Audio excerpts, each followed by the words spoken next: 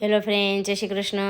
આજે આપણે રક્ષાબંધન સ્પેશિયલ માત્ર 10 મિનિટમાં બની જાય તેવી મીઠાઈ બનાવીશું. તો આ મીઠાઈમાં ના ઘી, ગોળ, ખાંડ કે સાકર કોઈ પણનો ઉપયોગ કર્યા વગર એકદમ હેલ્ધી મીઠાઈ બનાવીશું. તો આ મીઠાઈ નાનાથી માંડી મોટાને બધાને ભાવે એવી ટેસ્ટી પણ બનશે. તો ચાલો રેસીપી શરૂ કરીએ. તો તેના માટે વજનમાં 250 ગ્રામ મેં અંજીર લીધા છે અને વાટકાનું માપ જોઈએ તો 1 વાટકો અંજીર લીધા છે. તો મેં પાણી પહેલેથી જ ગરમ કરવા મૂક્યું હતું. હવે આ અંજીરને આપણે પાણીમાં એડ કરશું. હવે આ અંજીરને આપણે આ રીતે ફેરવતા જઈ અને 2 મિનિટ માટે અંજીરને પાણીમાં ઉકાળી લેશું. આ રીતે કરવાથી અંજીર એકદમ સોફ્ટ બનશે અને આપણી મીઠાઈ પણ એકદમ સોફ્ટ બનશે. તો આ રીતે 2 મિનિટ જેવું થાય એટલે ગેસની ફ્લેમ બંધ કરી આ અંજીરને પાણીમાં જ આપણે 5 મિનિટ માટે રહેવા દેશું. અંજીર સોફ્ટ થાય છે ત્યાં સુધીમાં આપણે એક બીજી મીઠાઈ બનાવી લઈએ. તો તેના માટે મેં આ રીતના ડ્રાયફ્રૂટ્સ લીધા છે. આમાં આપણે ઘી કે ગોળ, ખાંડ કોઈ પણનો ઉપયોગ કરવાનો નથી. તો માપ જોઈએ તો 1 વાટકો ખજૂર, 7 થી 8 અંજીર સોફ્ટ હોય એવા લેવાના. 1 વાટકો મેં દ્રાક્ષ લીધી છે. આ 3 વસ્તુથી આપણી આ મીઠાઈ એકદમ સોફ્ટ અને ટેસ્ટી બનશે. અને સૂકા જે ટોપરાના આવે છે ટોપરા એના મેં ટુકડા કરીને લીધા છે.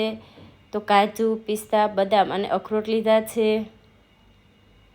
તો આ ટોપરાને એકદમ જેમ બને એમ નાની સાઈઝના ટુકડા કરી અને આપણે મિક્સર જારની અંદર એડ કરશું. અને પહેલાં ખાલી ટોપરું એડ કરી અને મિક્સર જારમાં એનો ભૂકો તૈયાર કરશું.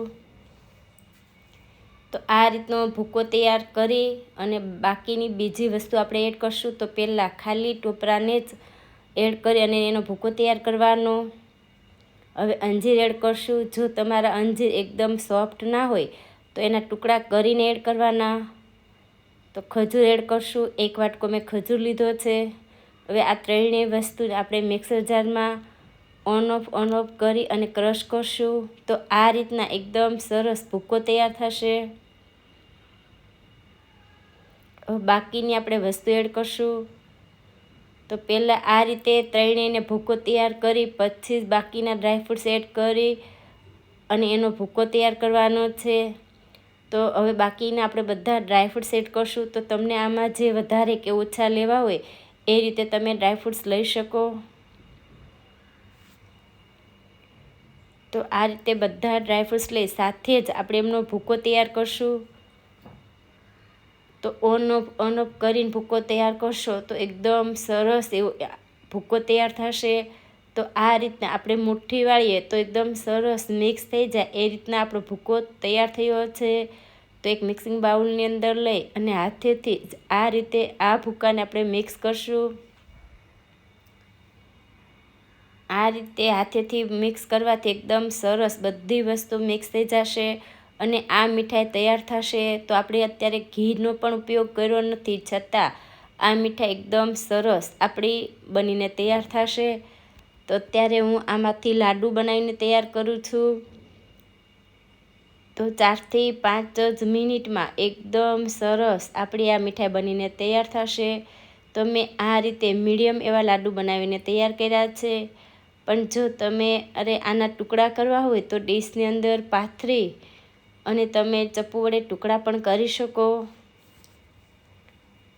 તો આ મીઠાઈ ડાયાબિટીસ, કોલેસ્ટ્રોલ, બીપી બધા જ ખાઈ શકે તેવી એકદમ હેલ્ધી, એકદમ ઓછા સમયમાં ટેસ્ટી મીઠાઈ બનીને તૈયાર થશે. તો આ રીતે આ મિશ્રણમાંથી મેં આ રીતના લાડુ બનાવીને તૈયાર કર્યા છે. તો આપણી એક મીઠાઈ બનીને તૈયાર થઈ ગઈ છે. તો હવે જે આપણે અંજીર પલાળ્યા છે એની મીઠાઈ બનાવી લઈએ. તો અંજીરને 5 મિનિટ જેવું થઈ ગયું છે અને એકદમ પલળી અને સરસ આપણા અંજીર તૈયાર થયા છે. તો અંજીરને આ રીતે પાણી નિતારી અને મિક્સર જારની અંદર એડ કરશું. તો પાણી બિલકુલ લેવાનું નથી, માત્ર અંજીર એડ કરી અને થોડું આપણે ખજૂર એડ કરશું. બંને વસ્તુને આપણે સરસ આ રીતે ક્રશ કરી લેશું. અંજીર એકદમ પલળેલા છે એટલે એકદમ સરસ આ રીતના ક્રશ થઈ જશે. તો અત્યારે મેં નોનસ્ટિક પેન લીધી છે, કેમ કે આપણે ઘીનો ઉપયોગ કરવાના નથી, એટલે નોનસ્ટિક પેનનો ઉપયોગ કરશું. પણ જો તમારા આગળ નોનસ્ટિક પેન ના હોય તો તમારે અડધી ચમચી જેટલું ઘી એડ કરી અને શેકી લેવાનું. તો 2 થી 3 મિનિટ જેવું થાય ત્યાં સુધી આ મિશ્રણને આપણે શેકી લેવાનું છે. તો જે પાણીનો ભાગ હશે એ બધો સરસ સુકાઈ જશે અને આ અંજીરનો કલર પણ એકદમ સરસ ફરી જશે. તો 2 થી 3 મિનિટ જેવું થાય એટલે આ રીતનો કલર ફરી જશે. 2 થી 3 મિનિટ જેવું થઈ ગયું છે અને પાણી પણ એકદમ સરસ બળી ગયું. તો અત્યારે મેં અડધાથી પોણો વાટકો જેટલો મોળો માવો એડ કર્યો છે, એને પણ સાથે જ આપણે શેકી લેશું. પણ જો તમારા આગળ આ રીતના માવો ના હોય તો તમારે મિલ્ક પાવડર એડ કરવાનો. તો 1 વાટકા જેટલો તમે મિલ્ક પાવડર એડ કરી અને આ મિશ્રણને શેકી લેવાનું. તમે મિલ્ક પાવડર એડ કરો તો એને શેકવાની જરૂર નથી, પણ જો માવો એડ કરો તો એને 1 મિનિટ માટે શેકી લેવાનું. તો કુલ 4 મિનિટ જેવું થાય ત્યાં સુધી શેકી લેવાનું.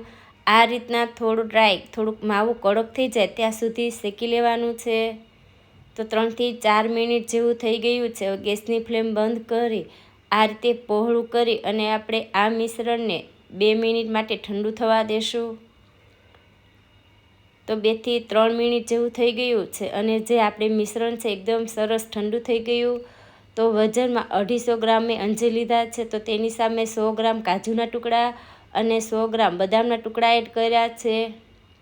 તો બધી વસ્તુને એકદમ સરસ હાથેથી આપણે મિક્સ કરી લેશું. તમે બાકીના બીજા કોઈ પણ ડ્રાયફ્રૂટ્સ પણ એડ કરી શકો, પણ મેં અત્યારે 2 ડ્રાયફ્રૂટ્સ એડ કર્યા છે. તો આ રીતે મિક્સ કરવાથી એકદમ સરસ કાજુ અને બદામ આપણા મિક્સ થઈ ગયા છે.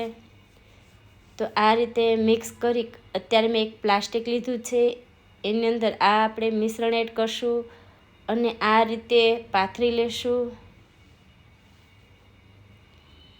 તો એકદમ સરસ સેટ થઈ જશે.